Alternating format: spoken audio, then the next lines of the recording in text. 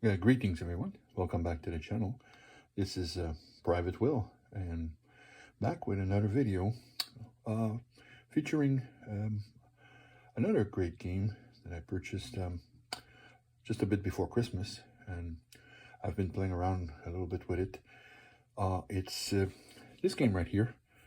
It's the first in a series of hopefully many more games to come. It's called the Tattered Flags series. This is volume number 1, and it's called Into the Whirlpool, and it's by Blue Panthers, and it's designed by Herman Lutman.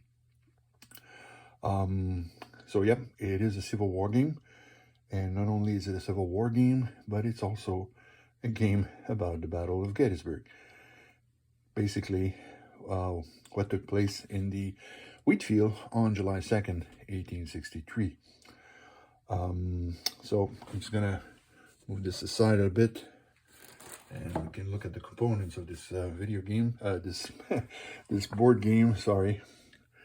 So you got a rule book, very nice rule book. It's actually very well made when it comes to the clarity of it.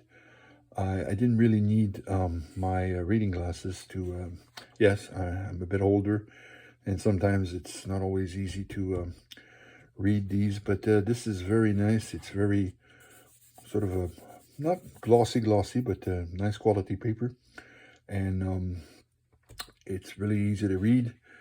The rules themselves, certain parts are a little confusing.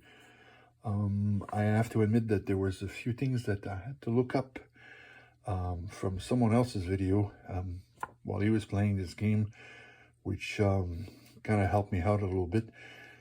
Some of the explanation in the rule books, not clear on certain points, and it was very nice of pointing those out, and I was glad to be able to see that video so that I was able to kind of clear up certain things.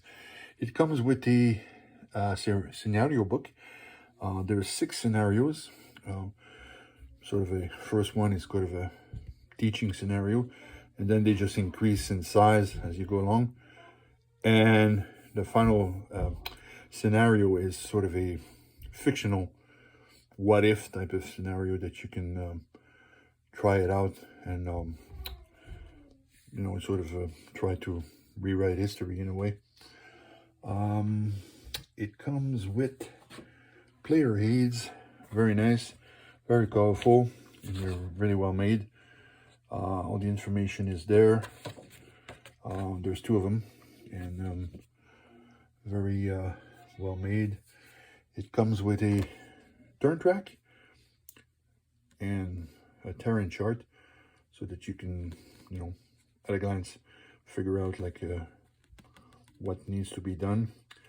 Now, as you can see, the turn track is from 4:15 to 8 o'clock, and that's because on July 2nd, the attacks did not begin until pretty late in the afternoon, after 4 o'clock. And it basically, all of the attacks took place at Gettysburg on the extreme end of the line on both sides, at what they call the round tops, the devil dens, which is like a sort of a rocky terrain in between the 2 hills and the wheat field. And in this game, that's where it concentrates. It concentrates on the wheat field. Then it has some pretty nice, helpful setup chart, which help you, like, you know, help you see where you position your units as for each scenario. So this is for the first scenarios. I mean, it's not a huge deal. You can usually do that from the scenario information in the book, but it's kind of nice that they did this, and they did that for each scenario. So number 3, number 5, and so on. So I mean, it's a nice thing. You can quickly figure out where to position your unit as you set up the game. It comes with cards, which is a given now for most games. It's pretty rare that you're not going to have cards. The cards they're well made. They're very thick, and you can tell they're not going to break easily. I don't know, I had a bit of a trouble. I usually sleeve my cards, you know, to protect them. And to put them in the sleeve, they felt a little tight on the side. I don't know if they were standard side or if they were just a little bigger than the usual cards, but it was like sometimes it was a bit difficult to insert them into the sleeve, and I was afraid that I was going to sort of bend them, but I was careful, and in the end it worked out pretty well. The game comes with 4 dice, 2 blue, 2 white. Well, I mean, no big deal there. I usually use different dice for my games, you know, with colors to for the colors of the units. So, but it's nice. More dice for my collection, I suppose. And then what I really like, it's the counters. They're actually very well made. Very, as you can see, they're pretty thick. They almost feel like they're on wood, but you know, they're cardboard, but very nicely made. And this is the Union. You got a unit here, and you've got then the Confederacy. This is the 18 Georgia. And I don't know, I really like the counter. They're a little longer than usual, and that's because I'm gonna look at the map now. Now the map, it's a nice map. It's very well made, very detailed. The only thing is I was a bit disappointed that it wasn't mounted. I mean, the game in itself, the price, it was a little bit expensive, especially since I'm ordering from the US and I live in Canada. So once you cost shippings and custom, it can become a bit expensive. So, and to start with, it wasn't cheap in US money. So I wish they would have mounted it. It's not a huge deal, but I wouldn't have mind maybe getting a little extra on the price and having the map mounted. Hopefully there's something they'll look into for the future releases in this series. Now, the reason I got this game, yes, it's an American Civil War game. Yes, it's about Gettysburg. And I do believe that you can never have enough of these in your collection. I mean, 80% of my games are about the American Civil War, and a good chunk of those are about Gettysburg itself. But what I wanted to, the reason why I wanted this is because their selling point originally was about how it's sort of a mix between a counter game and a miniature game. Now, if you don't know what a miniature game is, it's, you know, it's when you have little soldiers and you get to paint them, and you can make landscape in 3D, and then you fight the battles. Now, I never really got into that because, well, I just don't have the talent for it. I can barely paint a wall, so I just couldn't really see myself painting miniature. Sort of a blessing in a way, because I'd probably have the biggest collection of American Civil War miniature in the history of universe. Without exaggeration, my house would probably be covered with them. So I mean, I wish I could have been able to get into that, but you know, reality is that I'm not very good at this, and probably a blessing in the end. But what they did is, like, if you look at the map here, there's no X like you would see in a normal sort of a counter game like this, and that's because the rules are set up in a way that it's going to look like you're playing a miniature game.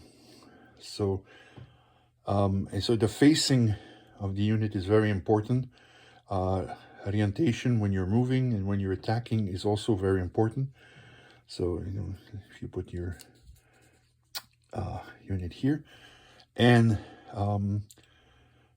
well, the map doesn't show it, but there's also elevations which affect your line of sight. It's going to affect how you your artillery work, how the muskets work, so, and what they can reach.